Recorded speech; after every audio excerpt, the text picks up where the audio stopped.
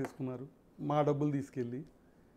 వాళ్ళు ఈ మధ్య బాగున్నారు, 5 ఏళ్ళు వాళ్ళకి అన్నం లేకపోతే పై ఖర్చులు బియ్యం ఇచ్చినట్టు చెప్పింది ఆమె మీడియా. ఎగ్జాక్ట్లీ చెప్పింది 5 ఏళ్ళు నేనే పోషించాను. పెళ్లి కాకముందు వరకు వాళ్ళపై ఫైనాన్షియల్ పొజిషన్ ఏంటి అని చాలా ఇంటర్వ్యూలో చెప్పింది కదా. మేము అడుగు తినేవాళ్ళం అని, మాకు 5 ఏళ్ళు ఆమె పోషించినట్టు కూడా చెప్పింది. మాకు రేకుల షెడ్ అని, బాత్రూమ్ లేదని, పీరియడ్స్లో ఉండి నేను బాత్రూమ్కి వెళ్దామంటే బాత్రూమ్ లేదని చెప్పింది. 1998లో ప్లాన్ అప్రూవల్ ఇచ్చిన బిల్డింగ్ మాది. అథారిటీగా ఇప్పుడు మీ ముందు మాట్లాడేటప్పుడు ఏదైనా ప్రూఫ్తో చెప్దాం అనుకుంటున్నాను. అవునండి. పంచాయతీ అప్రూవల్, బిల్డింగ్ అప్రూవల్ 1998లో అయింది. 98లో ఆమె వయసు ఎంతో నాకు తెలియదు. ఆ రోజుల్లో ఒక బిల్డింగ్ మా అత్తగారిది, అది నాది కాదు. మా నాన్నగారు మేము పెరిగిన మేడ మా తమ్ముడికి ఇచ్చారు. చిన్నప్పటి నుంచి 60లో కట్టిన మేడ మా తమ్ముడికి ఇచ్చారు భాగాల్లో. సో నేను బయటకు వచ్చి మా అత్తగారి కాంపౌండ్లోకి వచ్చా. అప్పటికప్పుడు ఇల్లు కట్టలేం కదా సడన్గా. సో ఆల్రెడీ ఎగ్జిస్టింగ్ హౌస్ ఉంది కాబట్టి అక్కడికి వచ్చి అక్కడ ఉన్న వాళ్ళతో పాటు. ఆ సంతన అది కాదు, ఆ వ్యాపారం నాది కాదు. మా మామగారు బతికున్నారు, ఆయన పేరే లైసెన్స్ ఉంది. 70 ఏళ్ళు అయింది ఆ సంత పెట్టి. ఒకసారి దాని దగ్గరికి వద్దామండి. యాక్చువల్లీ ఇందాక మీరు ఒక ఇంట్రెస్టింగ్ పాయింట్ ఏంటంటే, మీ అబ్బాయి హీరో ధర్మ మహేష్ అండ్ గౌతమి చౌదరి ఒకే కాలేజీలో చదివేవాళ్ళు. ఒకే కాలేజ్ చదివారు. ఒకే కాలేజ్. ఏ కాలేజ్? ఆర్వీఆర్జేసీ గుంటూరు. ఆర్వీఆర్జేసీలో స్టూడెంట్స్ వీళ్ళు. ఇంజనీరింగ్లో ఇద్దరు స్టూడెంట్స్ ఇక్కడ. ఆమెకి ఈయన జూనియర్ వయసులో కూడా చిన్నాడు. ఎంత ఎంత తేడా ఉంటుందండి వయసు? సంవత్సరం నుంచి 2 ఏళ్ళ లోపు చిన్నాడు. మీరు ఇందాక ఇంకో మాట అన్నారు కదా, గౌతమి చౌదరికి ఆల్రెడీ ఎఫ్ఐఆర్ ఉంది అని. అంతకుముందు ఆమెకి ఉన్నారు, బాయ్ ఫ్రెండ్ ఉన్నాడు. మరి బ్రేకప్ చెప్పేసి వీటితో వచ్చింది. వీడిని ఇష్టపడింది ఆమె. వీళ్ళిద్దరు ఇష్టపడ్డారు. అంటే ఎవరన్నా అన్నారా మీరు మీతో, లేకపోతే మీరు అనుకుంటున్నారు అట్లా బాయ్ ఫ్రెండ్ ఉన్నాడు అని? మీరు కూడా ఒక ఆడపిల్ల మీద ఎలిగేషన్ చేసినట్టే.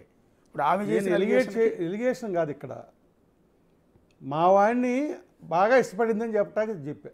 అతను వదిలిపెట్టి, బాయ్ ఫ్రెండ్ వదిలిపెట్టి మీ అబ్బాయి, ఆ అబ్బాయినో ఈ అమ్మాయిని అల్లరి చేయటం కాదు. నేనేమి వేరే చేశారు అంటలా. ఇప్పుడు నేను మిమ్మల్ని కాసేపు ఇష్టపడవచ్చు, మీకన్నా బెస్ట్ ఫ్రెండ్ ఆయన తగిలితే ఆయన ఇష్టపడవచ్చు. అదే ఫ్రెండ్గానా ఇంకో రకంగానా కాదు.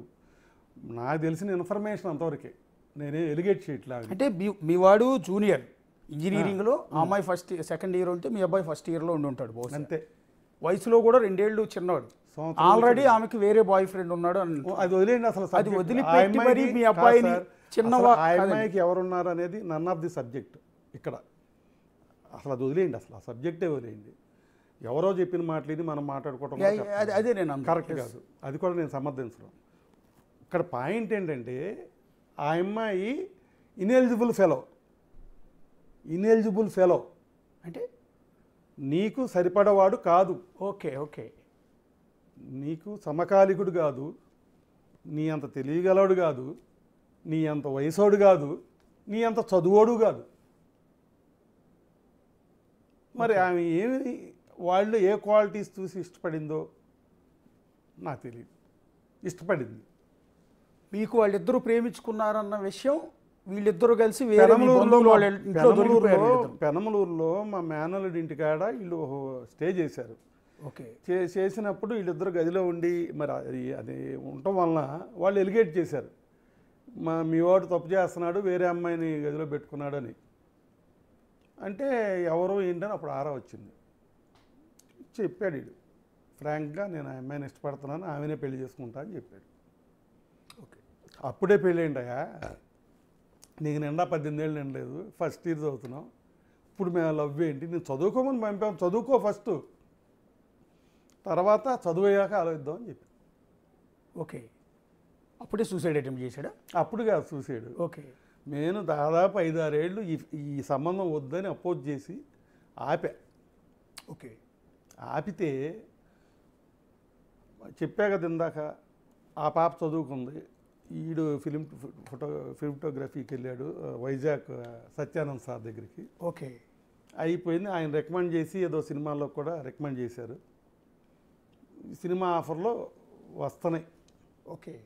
అప్పుడు వచ్చారు 3 ఏళ్ళ తర్వాత మళ్ళీ. అంటే చదువు అయిపోయినప్పుడు అడిగితేనేమో అలా చెప్పాం కదా, చదువు అయిపోయాక 3 ఏళ్ళ తర్వాత ప్రపోజల్ వస్తే కూడా మళ్ళీ పోస్ట్పోన్ చేశా. వద్దనే మీరు. వద్దని. ఓకే. అది మర్యాదకరమైన సమాధానం చెప్పాలి కాబట్టి నేనేం చెప్పానంటే, మా అమ్మాయి కూడా ఉంది, మా అమ్మాయి పెళ్ళయ్యాక, అది పెద్దది 6 ఏళ్ళు, ఆమె పెళ్ళయ్యాక నేను వీళ్ళ పెళ్లి చేస్తానని చెప్పాను మా అయ్యంకుడు గారికి కానీ పాపకు కానీ. మళ్ళీ పాపం దాంట్లో వాళ్ళు ఏం తగాదా పడలేదు. సరే అట్లాగే కానివ్వండి అన్నారు. మళ్ళీ 3 ఏళ్ళు గడిచింది. నేను మ్యారేజ్, ఆ పాప పెళ్ళి అవ్వాల, నేను మ్యారేజ్ సంగతి ఎత్తాను. వీడు తరచూ ఆ అమ్మాయి దగ్గరికి వెళ్ళటం, వాళ్ళ ఊరు వాళ్ళ ఇంటికి వెళ్ళటం రావటం, వీళ్ళు కలవటం అనేది మాత్రం మానలా. నేనేమనుకున్నానంటే వీళ్ళు గ్యాప్ వస్తే విడిపోతారు అనుకున్నా. కానీ స్ట్రాంగ్ అయ్యారు. ఓకే. అటాచ్మెంట్లో స్ట్రాంగ్ అయ్యారు. అయ్యి మళ్ళీ ప్రపోజల్ పెట్టారు. పెడితే నేను మా వాడికి చెప్పా, వద్దు మనకొద్దు, నాకు కరెక్ట్ అనిపించలేదు. ఆల్రెడీ అక్కయ్య గారు అమ్మాయి ఉంది కదా, మాట్లాడాము, నువ్వు ఆ అమ్మాయిని చేసుకో, లేదా అమ్మాయి కదంటే పోనీ ఇంకొక అమ్మాయో లేదా ఆగు, అసలు సినిమాల్లో యాక్ట్ చేస్తానంటున్నావు, కొన్నాళ్ళు ఆగు, ఆ అమ్మాయి వద్దంటే, ఇది మేము చూసిన సంబంధం వద్దంటే ఆగమన్నాం. కాదు నేను గౌతమినే చేసుకుంటానన్నాడు. నేను మాట ఇచ్చాను, నేను మోసం చేయను, ఆమె నా లైఫ్ పార్ట్నర్, నేను వేరే వాళ్ళని ఊహించుకోలేకపోతున్నాను. వాళ్ళు తీసుకెళ్ళి బతిమాలారు మా సిస్టర్ వాళ్ళు. కాలేజీలో ఏదో జరుగుతూ ఉంటాయ్యా, రియల్ లైఫ్కి వచ్చేపాటికి రియల్గా ఉండాలి, నువ్వు కుటుంబాలు ఇవి, కుటుంబ పరువులు కుటుంబాలు ఉన్నాయి, ఇక్కడ కుటుంబాలు కలవాలి కాబట్టి మనం నువ్వు కూడా చేసుకో అని చెప్పారు. వీడిని తీసుకెళ్ళి 6 రోజులకు వాళ్ళు క్లాస్ తీసుకున్నారు. తీసుకున్న చివరికి 6వ రోజు కోడీడు, నేను ఆ అమ్మాయిని మోసం చేయను, నేను మాట ఇచ్చాను, నేను ఆ అమ్మాయినే చేసుకుంటా గౌతమిని అని చెప్పి వచ్చేసాడు. ఓకే. వచ్చేసి మా దగ్గర ప్రపోజల్ పెట్టాడు. నేను అసలు ఏమి ఎరగనట్టుగా వెళ్ళిపోతున్నా. గమనించాడు. ఈడు ఆ అమ్మాయి ఏం మాట్లాడుకున్నారో లేకపోతే ఏం ఆలోచనలు చేశారో నాకైతే ఏం తెలియదు, కానీ స్లీపింగ్ పిల్స్ మింగాడు. ఓకే. నేను లేగట్లా, ఒక రోజంతా అయిపోయింది, లేగట్లా. ఏంటని చూస్తే వీడు స్పృహలో లేడు. సిరి హాస్పిటల్ ఏలూరు అని డాక్టర్ సాయి గారి దగ్గర ఇతను అడ్మిట్ చేసాం. అడ్మిట్ చేస్తే ఒక 4-5 రోజుల తర్వాత నార్మల్ అయ్యాడు. ఇంటికి తీసుకొచ్చాం. వాళ్ళు వచ్చారు చూడటానికి, ఈ అబ్బాయిని మా ఇంటికి కూడా వచ్చారు. ఏమండి వాళ్ళిద్దరూ ఇష్టపడ్డారు, దాంట్లో మా పాత్ర ఏం లేదు కదా, అట్లా మీ పాత్ర లేదు, ఇష్టపడ్డారు కాబట్టి పెళ్లి చేద్దాం అనుకుంటున్నామని వాళ్ళ పేరెంట్స్ అన్నారు. నేను ఇంతకుముందు చెప్పిన సమాధానం చెప్పలేకపోయా వాయిదాకి. ఎందుకంటే ఇటు క్లియర్గా చెప్పేస్తున్నాడుగా, అసలు ఆ అమ్మాయి లేకపోతే నేను బతకనని చెప్తున్నాడు. ఇక నేనేం చేయను, అల్టిమేట్గా నాకేమో ఇష్టం లేకపోయినా కూడా పెళ్లికి ఒప్పుకోవాల్సి వచ్చింది. అంటే సేమ్ కమ్యూనిటీ అండి మీరు వాళ్ళు? మా ఈయంకుడు గారు చౌదరీస్ అండి. ఓకే. మా మిస్సెస్ చెప్పాలంటే జమీందారులు. ఓకే.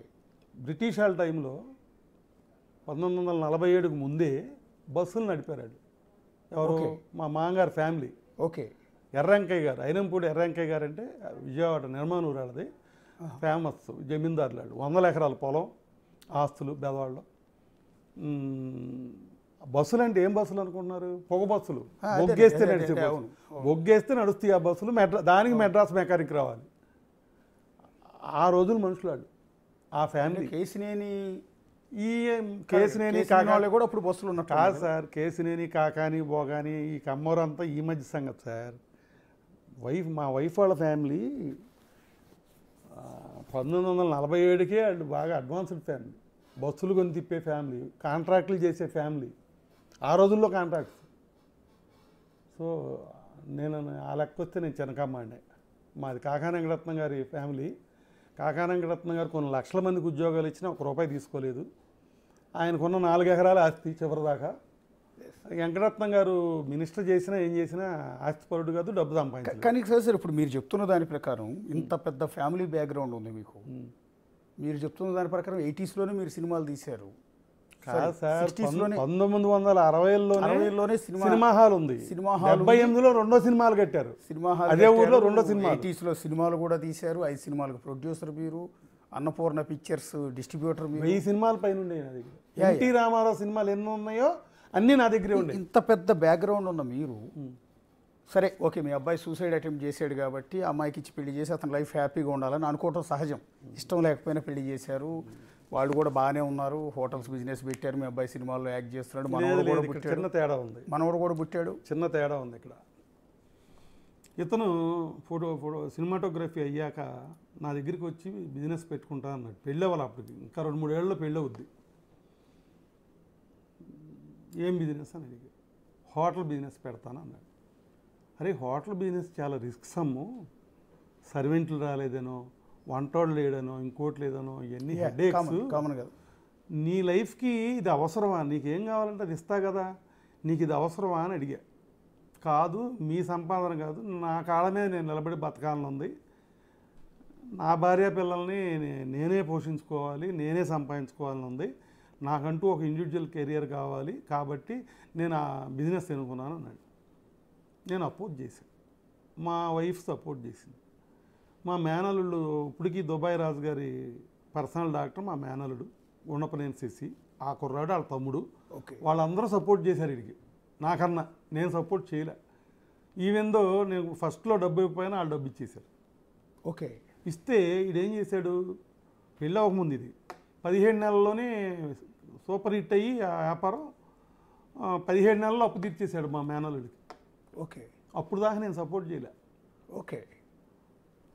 తర్వాత ఎప్పుడైతే వీడు సూపర్ హిట్ అయ్యాడో కూకట్పల్లిలో బ్రాంచ్ కూడా పెట్టాడు, అప్పటికి పెళ్ళి అవ్వాలి. వీడు బిజినెస్లో క్లిక్ అయ్యాడు. క్లిక్ అయిన తర్వాత సపోర్ట్ చేశా. యాక్చువల్గా దీంట్లో మేజర్ క్రెడిట్ వచ్చి మా మేనల్లుడికి వెళ్ళొద్ది, మా వైఫ్కి వెళ్ళొద్ది, నాకు కాదు. ఓకే, నేను కూడా చెప్పొచ్చు, నేనే బాగా సపోర్ట్ చేశానండి, తోసానండి, అది చేశానని చెప్పొచ్చు, కానీ అది కాదు. నేను అలా అబద్ధాలు చెప్పదలుచుకోవాలి. వాళ్ళకి వీళ్ళిద్దరు కలిసి బిజినెస్ స్టార్ట్ చేయాలంటే గిస్మత్ అనేది పెళ్ళి అవ్వకుండా ఎట్ట కలిసి బిజినెస్ పెడతారండి. ఓకే, బిఫోర్ ఇతనే స్టార్ట్ చేసుకున్నాడు. అసలు ఎవరికి సంబంధం, నేను చెప్తున్నాక నాకు కూడా సంబంధం లేదు. ఓకే, మా మేనల్లుళ్ళు అడ్రస్ కూడా చెప్తున్నా కదా, గుండపనేని శశి దుబాయ్లో ఉన్నాడు. ఓకే, గుండపనేని శశి తమ్ముడు డబ్బు ఇచ్చాడు. ఇప్పుడు వేరే ఛానల్